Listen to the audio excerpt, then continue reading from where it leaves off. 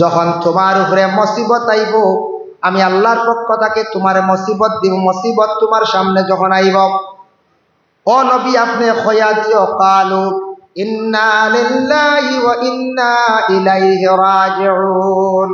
মুসিবত আসার লগে লগে তুমি তান ইন্না লিল্লাহি ওয়া ইন্না ইলাইহি রাজিউন পড়িও।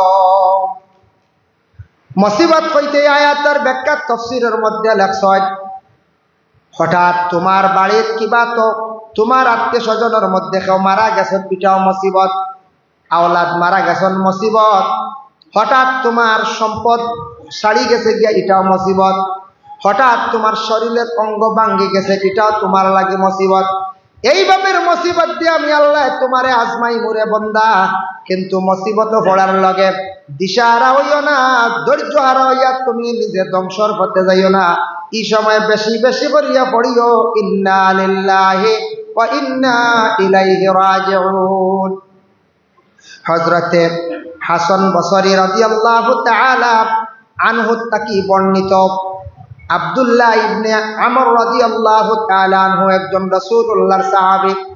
তাই প্রশ্ন করলা হাসান বসরিরে, এখন হপ্পা চাইন কোনো মানুষে যদি জানি কোনো মানুষ যদি হয়, এবং যদি কোনো মানুষ যদি হয় শরাবী, এবং কোনো মানুষ যদি হয় সারিক মানে চুরি করনেওয়ালা, জিনা করনেওয়ালা, শরাব পান করনেওয়ালা, এই মানুষ যদি মুসিবতের মধ্যে পড়ে, এই মানুষের যদি ইন্না লিল্লাহি পড়ে, তারে আল্লাহ উদ্ধার করবানি, তারে আল্লাহ মাফ দিবানি।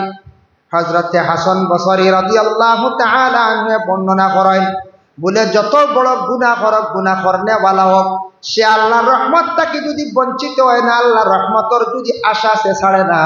আর মুসিবত পড়িয়া যদি মানুষে যদি ডরাইয়া যদি জানি যদি তাকে গুনাহ আর কম করনেওয়ালা থাকে, এই সময় মুসিবত পড়ার লগে লগে যদি সেই গুনাহ থেকে যদি সরি যায়, শরাব পান করনেওয়ালায় যদি শরাব ছাড়ি দেয়, চুরি করনেওয়ালায় যদি সে চুরির অভ্যাসটা যদি ছাড়ি দেয়, আর এই সময় যদি বন্দা ডরাইয়া যদি আল্লাহর কাছে যদি খালি হয় ইন্না লিল্লাহি ওয়া ইন্না ইলাইহি রাজিউন, আল্লাহ তারেও বড় মুসিবত থেকে উদ্ধার করবা। সুবহানাল্লাহ। দেখা যায় রাস্তা আছে না, রাস্তা আছে, কিন্তু ছাড়তে লাগবে।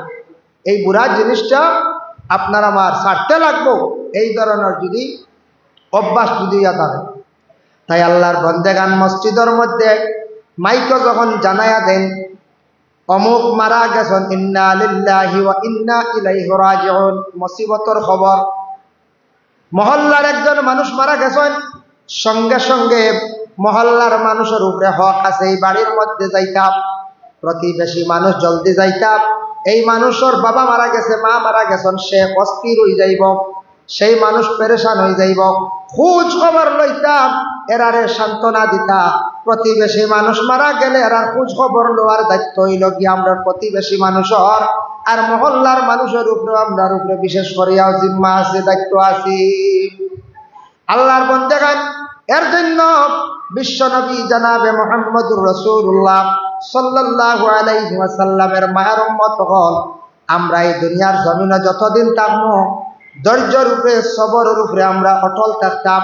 মানুষ যদি ধৈর্যরা হয়ে যায়, মানুষ বরবাদ হয়ে যায়, ধ্বংসর পথে যায় গিয়া, আল্লাহ কি জীবনে দয়া করে সারা সবর করতাম, তাওয়াক্কুল রাখতাম আল্লাহ কামুল হাকিমিনের উপরে।